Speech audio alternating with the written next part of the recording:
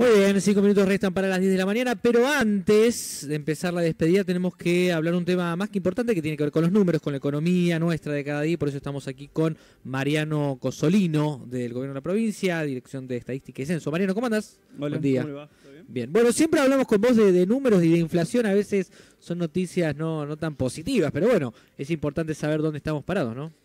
Sí, lamentablemente estos últimos 3 años me toca siempre hablar de números, de inflación.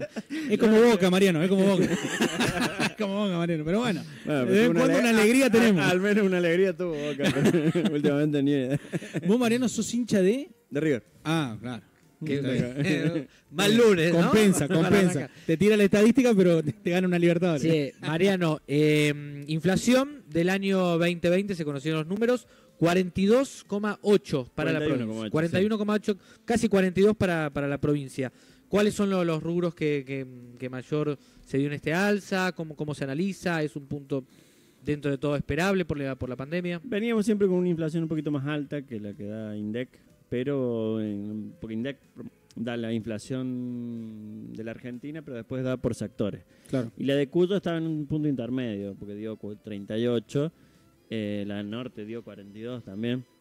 Entonces el interior siempre está un poquito más alta la inflación que la nacional, o sea, la que tiene que ver con el AMBA, básicamente.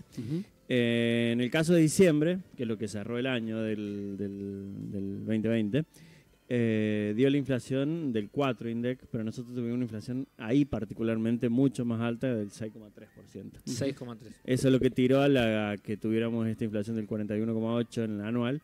Y básicamente el mayor rubro y el que más preocupa es obviamente el que tiene que ver con alimentos y bebidas, que en diciembre subió un 9,3%, que es un nivel... Claro, es un número... Pero particularmente con cifras muy altas, por ejemplo, de carne, claro, que subió un 27% en diciembre solamente. Solo en diciembre 27% de aumento de carnes. Claro, en el año fue un 71%. Pero en diciembre en particular, carne un 27%, carne de ave un 25%. Y bueno, después hubo aumentos varios ahí o sea, que son todos los artículos que no entran ni en precios máximos, ni cuidados, y todo lo demás, que salen de ese horizonte. Pero está bueno tenerlos como referencia porque ahí uno empieza a visualizar cuál es el inconveniente que puede llegar a haber para el 2021. ¿Cuál era el proyectado, por lo menos pensando en la provincia? Obviamente que uno habla de un proyectado cuando pasó una pandemia, venimos de años complicados, se trataba es un estimado que obviamente puede tener una diferencia mucho mayor. Y de una parte lo que pasa es que las estimaciones, las oficiales siempre son por ahí en menos, entonces bueno, recordemos que se dio un aumento del 40 pensando en una inflación del 35, o sea, claro, que cosa que sobre y que más o menos aumente. En lo que fue nacional dio más o menos ahí 36, pero en un contexto que no se previó. ¿Qué es lo que quiero decir con esto?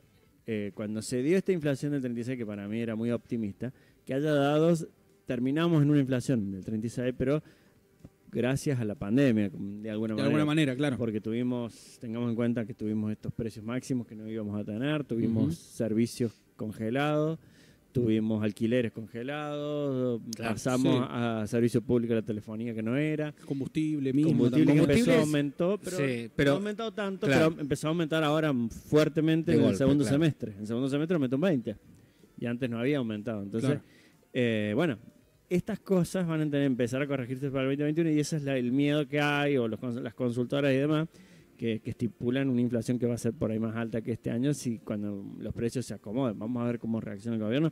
Ojalá que no. Guzmán había dicho que con bajar 5 puntos. Yo la verdad que en lo personal, si mantienen la inflación de este año, es bueno. Igual. Sí, es bueno. O al menos no supera el 40 en la nacional, estoy hablando, ¿no? Sí. Ya sería positivo. Para mí sería re bueno porque esta baja de casi 18 puntos contra la del año pasado es muy fuerte, pero en un contexto muy diferente. Bueno, tengamos en cuenta que se viene un año electoral y la inflación va a jugar un rol protagonista en todo esto. Tiene que ver con el aumento de precios y eso en materia del bolsillo de la gente también pesa a la hora de votar, ¿eh? Tengamos en cuenta eso, principalmente a nivel nacional. Fue una de las grandes deudas que tuvo Macri, la inflación, que nunca pudo controlarla. Además de tenerla como algo que iba a ser muy sencillo de poder combatir y ni en el primero, segundo, tercero, cuarto semestre pudo lograrlo. Digo, va a ser una variable muy importante para este año la inflación. Sí, fue una de sus frases de cabecera que le iban a medir por la capacidad de bajar la inflación. Pero sí, la verdad que deja con una inflación extremadamente alta, que bueno, la del año pasado fue la del anteaño pasado sería ya. Fue la de más alta desde la hiperinflación. Entonces. ¿Qué es lo que más preocupa con respecto a la suba de lo que decía Cristian, que pueda molestar más en el bolsillo de la gente? Vuelve el tema de siempre, carnes, combustibles. Y particularmente el que más siempre preocupa y el más importante es el que hablaba recién, alimento y bebida. Claro. Alimento y bebida, porque tuvimos una inflación del 36, del 40 en la provincia, pero alimentos y bebida superó el 45, en la provincia casi 49. ¿Y por qué? Porque este es el que más incide en lo que menos recursos tienen. Porque alguien de clase media alta en lo que es alimento y bebida, por ahí gasta un 20%, 25% de su presupuesto. Pero claro. Alguien que de menos recursos ya te gasta el 50, el 60, el 70, entonces su inflación real pasa a ser otra. Entonces esa es la que más preocupa. Después transporte es importante porque hace a la logística, a la circulación, a cómo la gente tiene que ir a trabajar, para tener en cuenta, obviamente los servicios que han estado, no el transporte, pero sí los servicios un poquito contenidos, por decirlo de alguna manera. Pero bueno, vamos a ver qué pasa este año. Entonces bueno, hay mucha, como nos toca, lamentablemente con incertidumbre, expectativas para ver qué es lo que puede suceder y ojalá que el gobierno pueda, al menos, insisto con esto, mantenerla, pese a lo que bien decías de años electorales, no tiene tampoco todos los recursos para emitir. Un congelamiento por lo menos. Claro, está muy agarrado. El tema del combustible me parece que va a ser desencadenando, porque venimos ya con unas alzas de un 2% en promedio. Claro, el combustible lo que tiene fueron más del 2%. Lo que tiene el combustible, que independientemente que se mide en un solo capítulo, lo que es el transporte, el combustible, después es transversal, es indirecto. Entonces, lo que vos subiste en combustible después repercute en la logística, en otras cuestiones que hace de que casi todos los capítulos suban. Pero bueno, también pasaba que la nafta estaba desfasada en relación al precio y bueno, y ahí también ahí la tenían que ajustar un poquito en lo que tiene que ser. Esto pasa con todo, ¿no? Digamos, el desfasaje que hay con el precio real de las cosas es amplio, digamos, por esto también del congelamiento de algunos servicios, porque lo decías recién, el servicio, ponele, qué sé yo, luz, gas, hoy uno está pagando un precio, pero en realidad, hay una contención por parte del gobierno nacional que ha hecho de que de alguna manera este precio esté así. Pero indudablemente los costos tienen que equipararse, por lo menos a lo real, y esto va a hacer que este año sea un año de subas, ¿no? Te doy de referencia. No quiero decir que esta hubiera sido la inflación. Es para que alguien tenga de referencia. Indumentaria, equipamiento del hogar, ¿sí? Lo que tiene que ser con ropa y lo que tiene que ver con los electrodomésticos y demás, aumentó un 50%.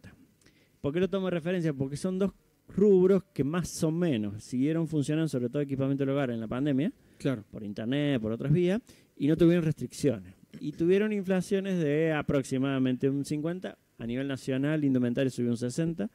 Entonces te da una idea de que estos rubros que no tuvieron ningún tipo de contención, no digo que esta sea la inflación, pero sí que la inflación podría haber sido. Si no hubiera tenido pandemia, hubiera sido un poquito más alta, seguro. Eso sin duda. No te digo que sea un 50, 60, no lo sé, pero sí más alta, sin duda. Para la próxima charla me interesa, como siempre, ahora para cuidar el mango, ¿conviene pagar con débito o con un crédito a una cuota sin interés? ¿Seguimos pateando? ¿Conviene patearlo o no? Hoy te dicen, perdón, que agrego esto, te dicen, pagando en 2 y congelalo, ¿viste? No, pero pasa que en realidad lo congelás a 2, ¿cómo sería? Mira, yo siempre le digo que hay que, a la hora de comprar, es como que uno tiene que ver exactamente en qué cosas uno tiene que pagar con efectivo y en qué cosas, sacándote de que por ahí uno tiene la idea de que alimentos tienen que ser en efectivo, lo otro. Básicamente ahora lo que importa es encontrar que si vos tenés cosas que realmente sean cuotas sin interés, porque recordemos que también hay mucho que el precio de lista es 1. Claro, el avivado.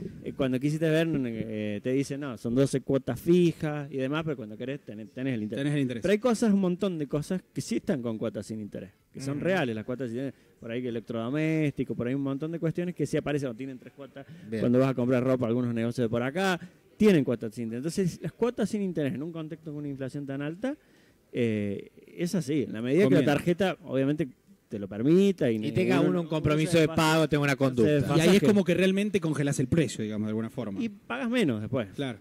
O como ejemplo que uno dice, bueno, compras cosas que son de promoción en el supermercado. un ejemplo sencillo. Sí. No las necesitabas por ahí, pero las están en promoción, segundo en un 80%. Esa es muy buena. Y si son reales, vuelvo a lo mismo, si son reales, te pasa lo mismo, que cuando vos las llegás a consumir, ganaste mucho más que haber puesto esa plata en un plazo fijo. Claro, para la próxima. Son detalles, pero sí, bueno, hay que trabajarlo, hay que mirarlo. Lamentablemente en un contexto inflacionario necesitas tener referencia de precios, porque por ahí uno pierde la referencia, no sabe cuánto ya valen las cosas. Pero son pequeñas cosas que sirven. Pero ayudan a que, bueno, empieces a ganar un poco de plata. Para una próxima charla propongo una lista, traemos una lista, a ver, y que Mariano nos diga, bueno, ¿cuota o débito? Claro. Combustible, sí, no, check. Y vamos a armar unas placas. Claro, sí, hay cuestiones para ver, o si uno tiene un salario, aunque no sea muy alto, pasarlo apenas llegue a un fondo común de esos que se sacan al otro día. Entonces, tu plata la tenés en un fondo y te ganarás, qué sé yo, 1.000, 2.000 pesos, pero todo suma. Y cuando quisiste ver, bueno, si te ahorraste 5.000 pesos, 6.000, 7.000 pesos en un mes, claro, y bueno, ya empieza a ser más interesante. Sabés que vi mucho, lo vamos a dejar para la plata también, porque estamos un poco pasados con el tiempo. Vi mucho tema mercado pago, que uno la invierte, tema plazo fijo y los nuevos bancos virtuales que están generando también una inversión con un porcentaje que es interesante, ¿no? Pero lo discutimos para la próxima. Dale, cuando guste. Hay una competencia de mercados. Bueno, tenemos varios temas para charlar. No hay problema. Bueno, gracias Mariano. Muchas gracias. No, gracias a usted por la invitación. 10 de la mañana, 6 minutos, separamos y venimos para el cierre.